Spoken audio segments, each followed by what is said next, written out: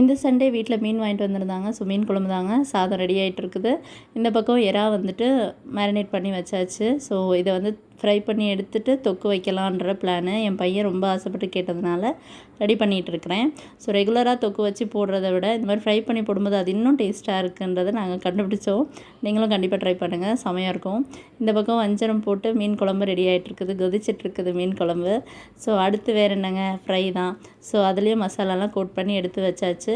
சூப்பராக எண்ணெய்க்குள்ளே போட்டு சுட சுட எடுத்து போட்டு சாப்பிட வேண்டியது தான். வஞ்சர மீன் குழந்தைங்களுக்கு ரொம்ப ரொம்ப நல்லதுன்னு சொன்னாங்க.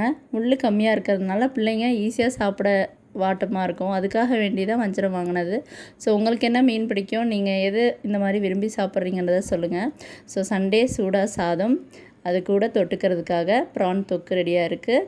மீன் குழம்பு, அவிச்ச முட்டை, ஃபைனலாக ஃபிஷ் ஃப்ரை ரெடியாக இருக்குங்க. ஸோ அவ்வளோதான் ஃப்ரெண்ட்ஸ்.